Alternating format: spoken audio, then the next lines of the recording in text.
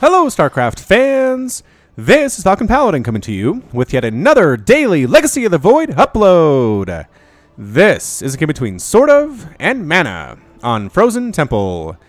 In the bottom right side of the map, we have the red Protoss player. It is MaNa from Team Liquid. And in the top left side of the map, we have the blue Zerg player. It is SortOf from Revolution Gaming. Alright, so a PVZ from spottingtool.com. Again, a great resource for replays of StarCraft 2 Legacy of the Void stuff. Professional, GM, amateur, all sorts of things you can find out there. It is a wonderful thing. Is MaNa supply blocked? He was, for just a second there. Actually throwing down his pylon and his gateway on the low ground here on Frozen Temple. Interesting decision on his front for sure. Hatch first from SortOf. No real reason not to do that against Protoss, and especially in patch 3.8. Or I guess in Legacy of the Void in general. It's just really difficult to cannon out at this point in time. The distance required for a probe to get up here and get cannons is the same, but the timing you can get your hatchery up has been decreased immensely. So very difficult to do, and has really removed a lot of the cannon cheesing aspect from the game. You used to see it a lot in Heart of the Swarm, Wings of Liberty, but not so much anymore. But MaNa is throwing out the Nexus after the gateway, saving up them minerals for the 400 sweet spot. There it goes. There comes the Nexus. Hatch, about 50% complete for SortOf, extractor, and pool on the way as well. About 17 hatch, 17 extractor, 17 pool is what the players do.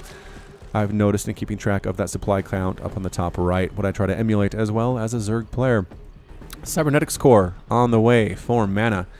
And double assimilator here now as well. Everything as it should be for the Protoss player. What gets interesting is what happens after that cyber core. So, if this is your first time here, welcome aboard. If you're a fan of MaNa's or SortOf's, then I don't know why you're here, but go ahead and hit that like button or that subscribe if you haven't already to catch daily Legacy of the Void uploads. 2 a day.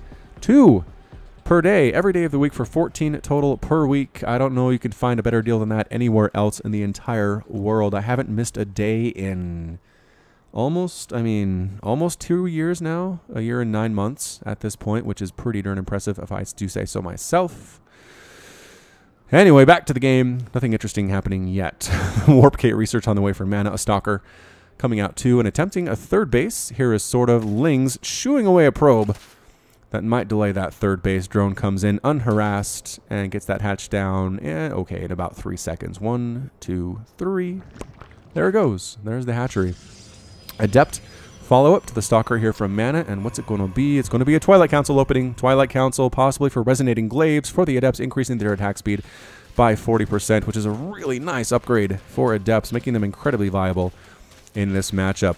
Especially good against Hydras, which we've seen a lot of. We've seen a lot of Hydras here in the Zerg ever since 3.8.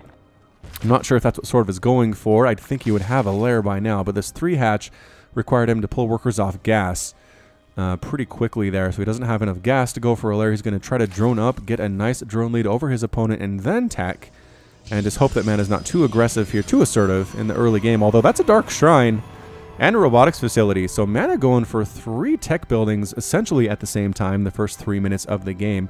Soul Overlord should be able to scout this out. I'm not sure anything can stop it. The Stalker is... Where'd the Stalker go? The Stalker's getting rid of this Overlord. Soul Overlord coming in from the left side of the main, which does scout the Dark Shrine and the robotics facility. Excellent job there by SortOf. Just a beautiful, beautiful scout. Going to lose his life for it, but he's willing to do that for the Swarm. And blorp, he gets exploded. Did he scout those gateways too? No, couldn't see the gateways. Could not see the gateways. Speedlings here trying to do some harassment at the front, but there's an Adept holding the line of MaNa's natural base. Not going to happen. And SortOf's pretty much just free to do whatever he wants at this point. I'm very surprised that MaNa hasn't done any level of harassment at all to this point. I think he's going for that Warp Prism, Dark Templar into Archon play. Or you drop Archons, and with a good Warp Prism micro can really do a lot of damage to the Zerg. So we'll see if SortOf is ready for that. He saw the Dark Shrine, so he knows the options available to MaNa at this point. An Immortal coming out from MaNa as well. Creep just about to connect the natural and the third base. There we go. Creep Tumor throwing down. The creep spread should get there eventually. It's close enough. There we go. There's the connection. There's the beautiful, beautiful creep connection here. So it's 3 bases to 2 bases. A Ling here to checking to make sure MaNa doesn't go for a quick third base, which would be hard for MaNa to hold at this point, as There are currently 22 Lings on the field, and not much of what MaNa has can handle that many Lings. A Stalker and an Immortal are going to fall immediately before that. Where'd our Warp Prism go? Here it is. Okay, yep, Archons. It is in fact Archons made from the DTs, not straight up DTs. Spore Crawler here though, and Queen hitting that Warp Prism hard. Archons do drop out. Gonna try to take down what? They're focusing down the Spore Crawler first of all. The drones are going back to work with Archons right on their front door. Lings trying to get in a position where they can do some good, but no, good positioning by MaNa. Picks up the Archons, does save them. Warp Prism took a lot of hits though. A lot of damage. A replacement Spore Crawler coming down. Queen count by SortOf looking fantastic. This is a lot of Lings though. Lings getting surrounded in Archon is pretty good, and there's the pickup, right? Surround, pick up, save them. Actually, this Archon taking a lot of shots to the face right now.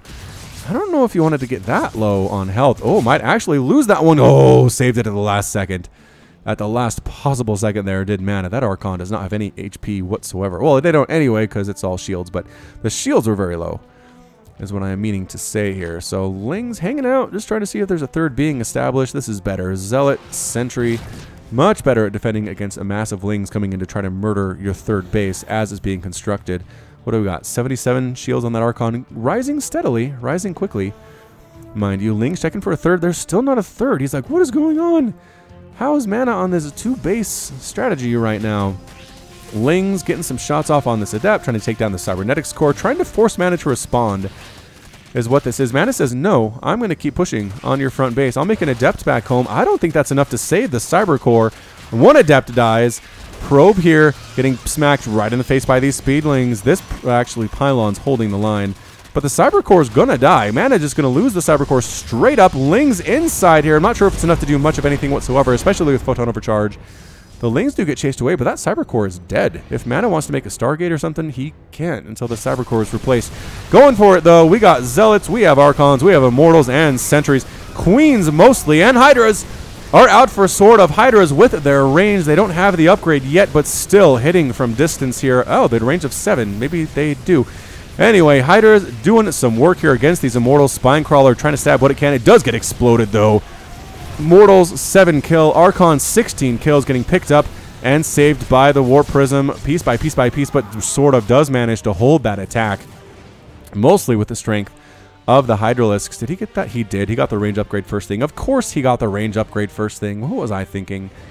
What was I thinking? They have that range of 7, which it's just 1. It's like 1 range upgrade, but it makes such a difference for Hydralisks. I mean, it just makes a bigger concave, I think is what it is, and doesn't allow things to hit them as much as they used to. Range of 7, so they outrange Immortals at this point, which is kind of the big deal. This Archon has 18 kills, though. Hero Archon. For sure. It's 56 to 44 Harvesters. MaNa is just kind of two-base in this thing. Just sort of two-base in it. He has no plans on going for a third. There are Lings scouting out potential third base locations, but that's it. He's trying to do this thing with 2 bases, but so many Lings. Banelings coming in as well to deal with the Zealots, I have to imagine. More and more Hydras. Speed for the Hydras coming in for better micro potential out of SortOf. And MaNa, again, just, he's going for it.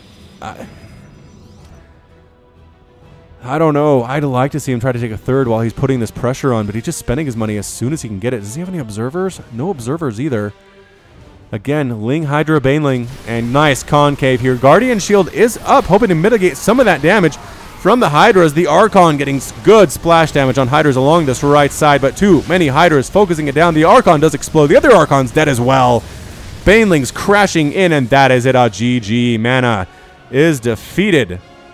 SortOf is victorious, and Zerg gets your win today. Well done indeed by SortOf. Just, again, it was a standard Zerg game. It was a standard Zerg game. It was really just about surviving attacks from the Protoss long enough for them to tap out. I mean, MaNa didn't expand behind this. He threw all of his eggs into one basket. Again, it was a good basket. Archons, Zealots, Sentries. He made good use of Guardian Shield, made good use of force fields there as well. But just too many Hydras. SortOf was able to get up enough of an army as MaNa came in to attack him, recognized there was no third base, and he needed to pump units. needed to pump units, no time for a fourth, no time to drone up anything past about 55, 57 workers. Read it perfectly, read it beautifully, had the requisite number of units, the Hydras, the Lings, the Banelings at that last battle, super important, and his queen count as well. Actually only had 3, but did lose 5, so we had 8, which is a good number as well.